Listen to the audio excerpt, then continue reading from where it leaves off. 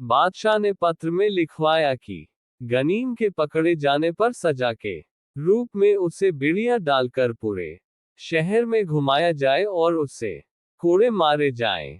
उसके घर को तोड़ दिया जाए और गनीम के न मिलने पर उसके परिवार के सदस्यों को 3 दिन तक ये सजा मिले। उसके बाद उसे न्याय के लिए बादशाह के पास भेजा जाए। बादशाह का पत्र पढ़कर आदेश का पालन करने की स्वीकृति देकर कबूतर के जरिए बादशाह को वापस जवाब भिजवाया गया।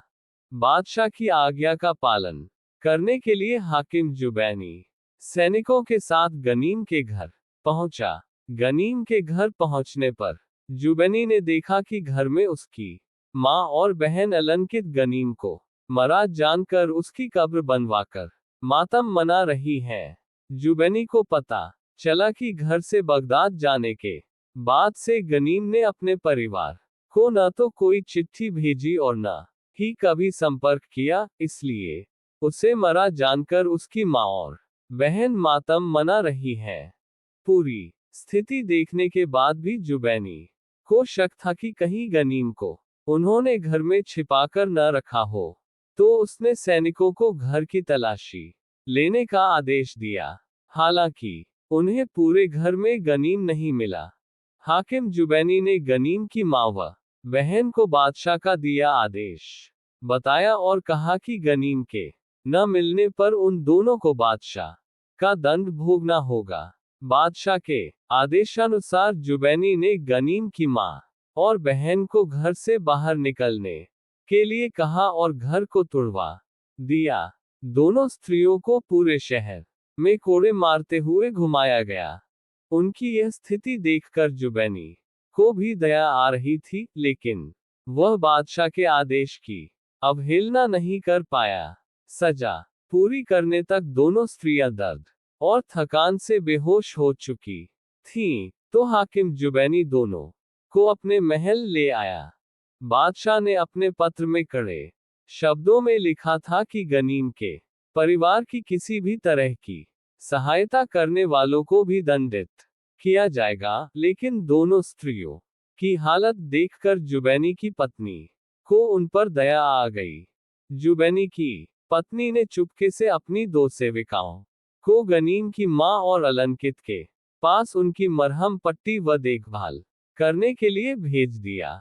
सेविकाओं द्वारा उनकी मरहम पट्टी करने व शरबत पिलाने पर दोनों को कुछ होश आया।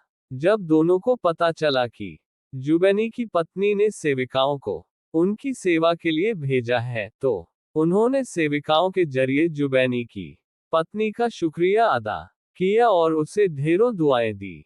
होश आने पर गनीम की मां ने सेविकाओं से पूछा कि गनीम ने ऐसा कौन सा अपराध किया है जिसके लिए उन्हें हाकिम ने इतनी कठोर सजा दी है। उनकी बात सुनकर एक सेविका ने उन्हें बताया कि उस पर खलीफा की प्रिय सेविका का अपहरण करने का आरोप है, जिसके चलते बादशाह ने उसे ये कठोर दंड देने का आदेश सुनाया था। सेविकाओं की बात सुनकर गनीम की मां ने कहा कि गनीम के संस्कार व आचरण ऐसे नहीं है कि वह किसी स्त्री के साथ ऐसा करे।